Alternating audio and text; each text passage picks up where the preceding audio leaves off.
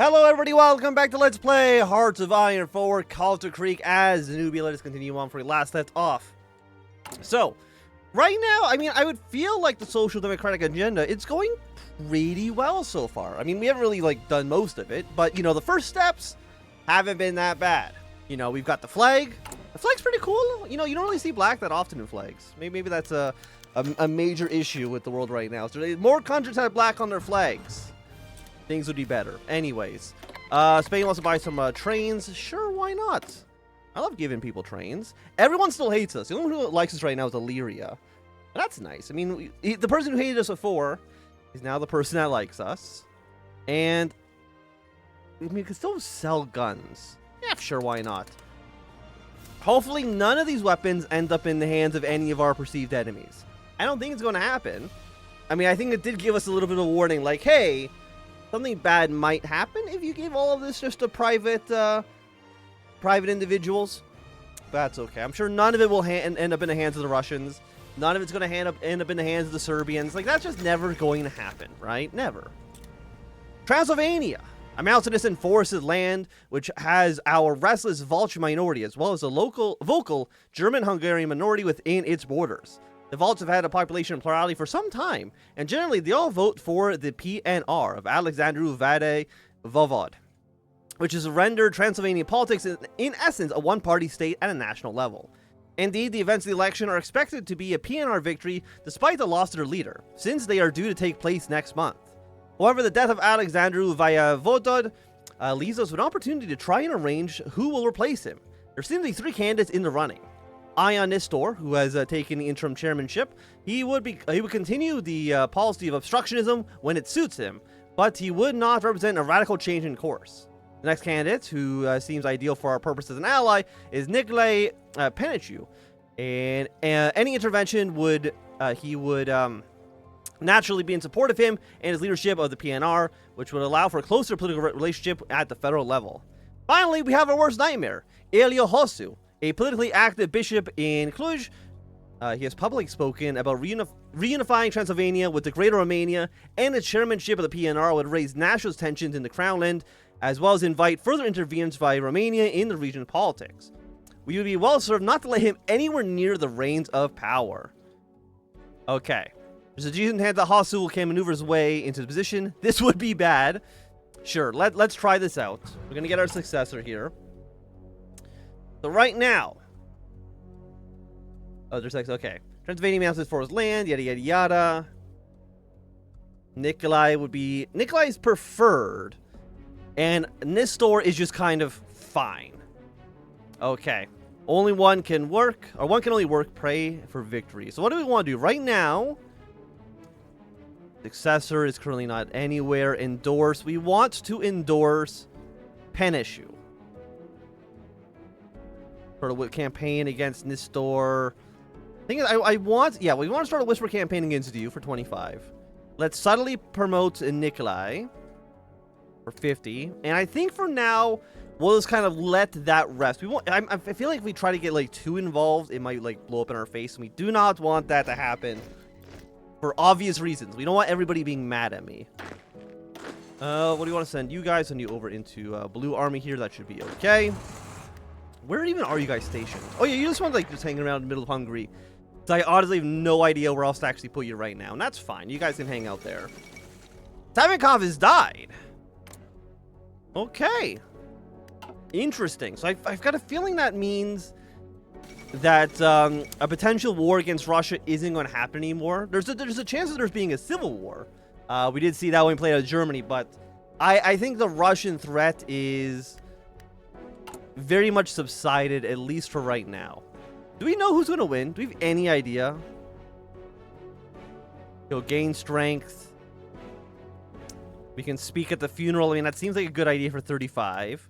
Do not endorse him and confound his supporters. You know what? Sure. Fuck. Let's just do all of them. I know I said we maybe shouldn't, but you know what? Let's do it all anyways. Okay, the federal endorsement. Okay, it did not work. The federal government, while not in a position to directly endorse any of the candidates, sent a missive of condolences to PNR as a whole. It said they look forward to working with Ian Hosso in the future. Given his politics and his opposed position to that of the federal government, he had hoped that this would sow discord among his partisans and dissuading some of them who were thinking to lend their ballots to his cause rather than to another one. Instead, it seems that it has led to some undecided voter to put their weight behind him. Excellent. Good work, team. And perhaps he is an idiot. Okay, so we maybe have fucked up. The funeral of Alexandru Vaida Vovod. Nobody's sure why Penenscu got it in his hands to speak politically at the funeral when it was his chance to talk. Perhaps it was meant to be a reminiscence of his time as a colleague of Vaida Vovod after he left Romania and was welcomed into PNR by Vovod. Perhaps he thought he was laying his obvious positioning for himself as rightful heir in enough metaphors that nobody would notice. Either way, he probably hurt his chances somewhat. These things have taken rather seriously, and it was considered rather distasteful by those in the attendance. Worse yet, after the funeral had concluded, they communicated that distaste to their colleagues in other parts of Transylvania. This may hurt Penenscu's chances fatally. Fatally, you say? Well, I don't know how we get to find out when we win or not. We might have actually just fucked ourselves horribly. 24-year-old jazz singer named Vlasta Pranovska has won a talent contest in search of a song for the weekend with her musical stylings. Her victory represents the growth of a big band jazz orchestra style that is popular in the American states. The music has been slowly traveling across the Atlantic as gifts and presents between businessmen and other jet setters, as well as with those who represent nations. The style is growing in popularity and marks a vast difference between the folk and klezmer styles of Danubia. What comes next with modern music will no doubt be a further interest as these things continue to grow and evolve. But for the time being, it seems that the jazz is here to stay. Well, I appreciate the 1% stability because I do have a big feeling that we have maybe screwed everything up in Transylvania, which is not great. Okay, convincing a junior partner, or let's expand state institutions first. The error of the Dolphus government was that the state's own institutions were weak enough to be captured by an unholy alliance of outside forces. Well, let's try to strengthen those up. Central America wants to buy some anti-tank weapons. Yeah, I mean, again, if you're just going to give me money for things I already have, like, why would I say no? You should just give me cash. Hasu has won the PNR leadership. Whether it was the incompetence of his opponents or the strength in his message, Ailo Hosso has managed to prevail in PNR leadership election. This represents a setback for the federal government in the region as the PNR sweeps for victory with renewed vigor after Hosso campaigned in the region behind the PNR. No doubt we'll have to keep an eye on Karol of Romania as he will see what his opportunity to twist our arm. So yeah, I think we could have won. And then I did the thing I said I shouldn't do, which was press all the buttons. But all the buttons were there, and I mean, they're so tempting, right? If someone offers you a good button, you're never going to say no to pressing the button. Okay, anyways. Occupied territories, don't really need to worry about you too much. So, does this say anything, where's Transylvania? Yeah, led by Hasu, PNR currently opposes. So, I mean, realistically, nothing has actually changed. They still oppose us. It's just that they oppose us even harder. Okay, there's a coup in Beijing. I knew that was going to happen. Like, Romania. Like, do you get any treaty or the Germany, Belgrade Pact member? Is there any, like, modifiers here being, like, hostilities? No, not really. I mean, there's a good chance that nothing actually happens yet. Maybe it'll be added at some point, maybe with like a Romania update, which would make sense. Joseph Rether has died. Veteran political leader of the Austrian CSP, Joseph Rether has died at the ripe old age of 80. His loss will be keenly felt among the stalwarts of CSP, for whom he provided leadership for many years. He's been replaced as leader of CSP by his deputy, Heinrich Gleisner. Okay, new leader of Austria. Do you still hate me by any chance? You still, yeah, no, they're still not super happy. I mean, are we not part of a coalition government right now?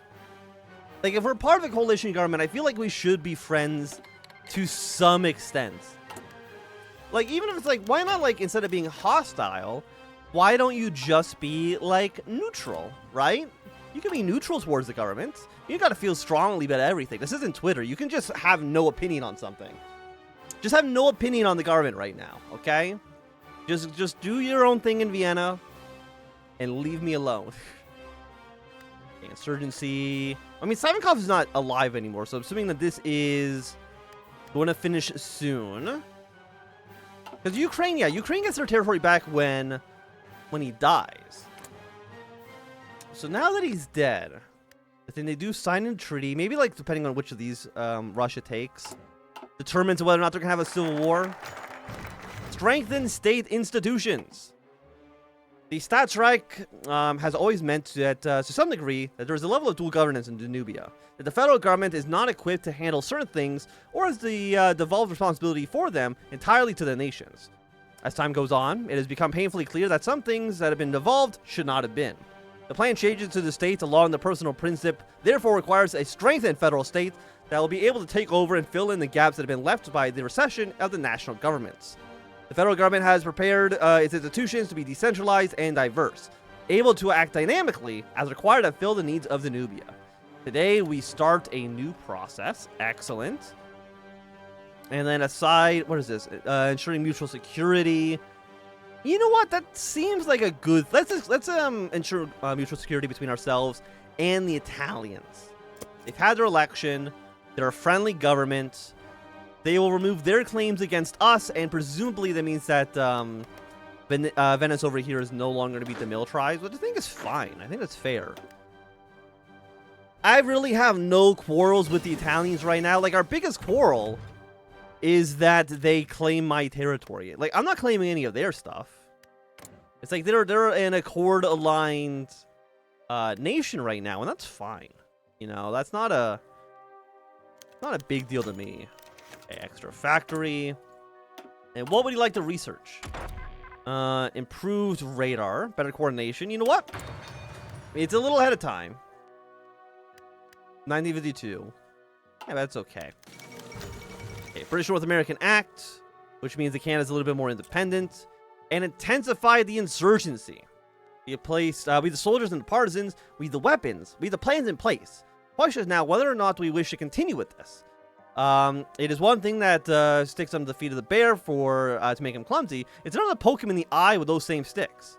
We're now moving towards an intensity of operations that will revoke the Russians to greater punishments and reprisals, and possibly even attack on our lines of controls across the Dnieper. This action will terminate our involvement in the Ukrainian insurgency. Without our assistance, they will likely fail in their goals. Absolutely, send them whatever. The hell with caution, we need to keep the Russians distracted. Absolutely. I have so much political power.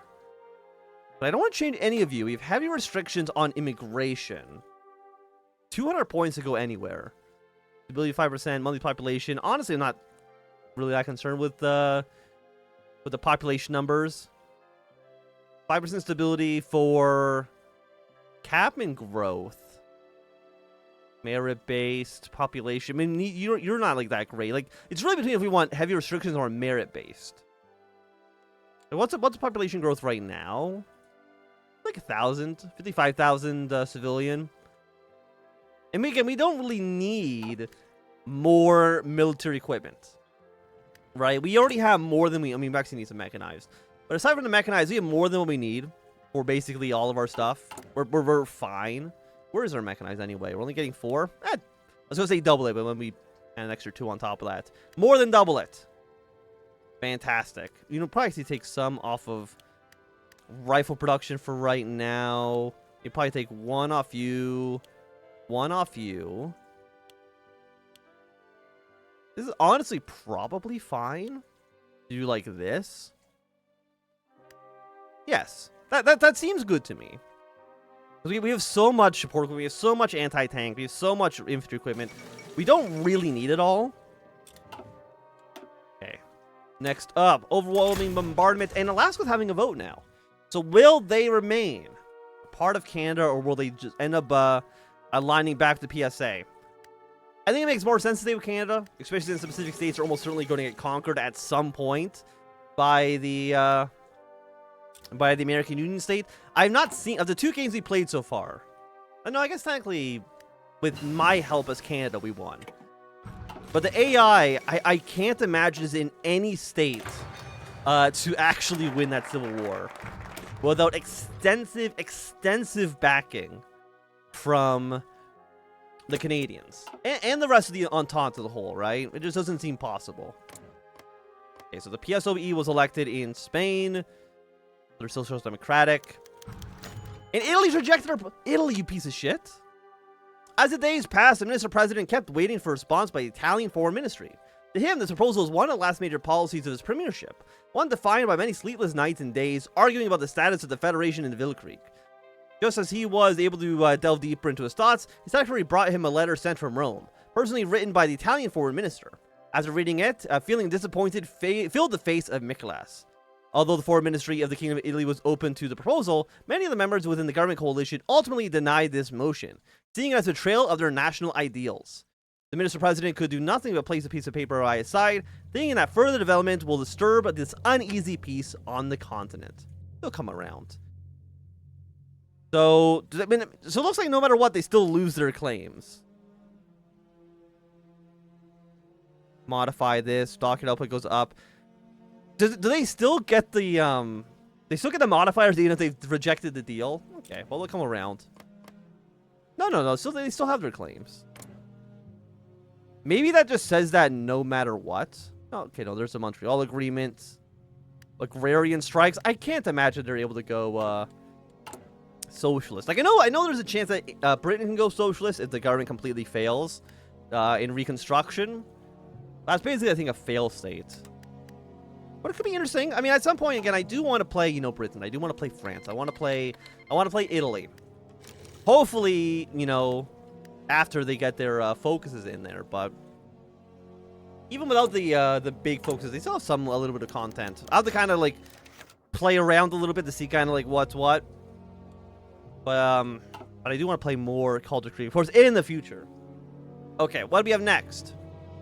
The PNR splits, with the loss of their leader Alexandru Vaida-Voevod and a bitter succession election among the party faithful. Former candidate Nicolae Penetscu has split the party and formed a splinter party under his leadership that calls itself the Partido Conservator Transylvania, this PCT, claiming that Hotsu is nothing but a running dog of Bucharest and threatens the security of the Volks within and without Danubian's borders.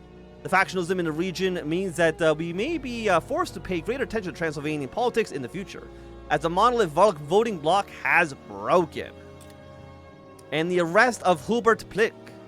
The former employee of the Skoda Pisin factory, Hubert Plisek, was investigated in relation with the disappearance of Renta Belavoya, after the latter's remains were found in a sandy pit near his home.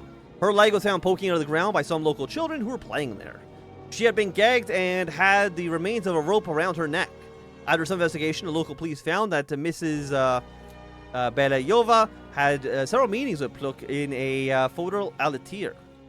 On investigation of the retired locksmith's house, a small arsenal of various weapons were found, as well as a 12-year-old girl who transpired to be Miss Bayova's cousin. Plisek was keeping the girl in the cellar as his property and was abusing her sexually.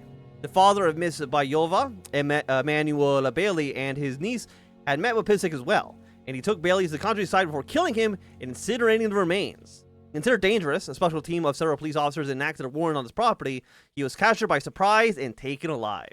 It's enough to keep you from sleeping at night. Excellent. It'll be great to listen to it in a podcast in the next 75 years from now. 74, I guess.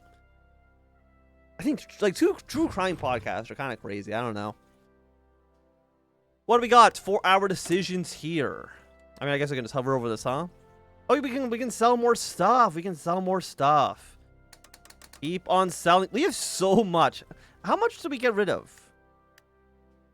Released inventory below 15,000. This is going to take a long time. Finding the CSP pragmatists and convincing them. Simplest way to pass bills is having a guaranteed number of votes. Any child can tell you that. The problem is that we have technically a minority government, and that our allies in the Balaton bloc hold the majority of our seats. Calling it an early election without moving our agenda forward is out of the question. But at the same time, without support of the CSP, we cannot reliably pass measures of the federal diet. Thus, we need to convince them. Fortunately, there's a decent number of pragmatists who are looking to continue repairing the damage of the Dolphus government. And we have sway. And if we sway them, we might be able to continue our plans. It will cost some energy, and we'll have to pay lip service to some of their ideals. But after the last few months, they are more than willing to return the favor.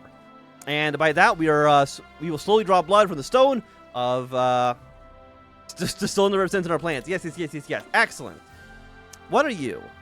We complete the Focus Institute Devon Mrs. Commission, which we have not done. I'm assuming it's going to be somewhere maybe down here.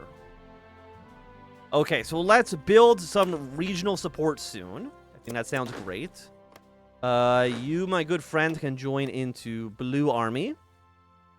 No enemy ciphers. Let's break remaining ciphers, because I don't know if you can trust them that much. How many planes do we have in reserves right now? A decent handful would be how I'd say. But I think that's for right now. This would be a good time for us to end this episode. So if you've enjoyed, thumbs up. Not enjoying, thumbs down. You want to see more, subscribe, and goodbye.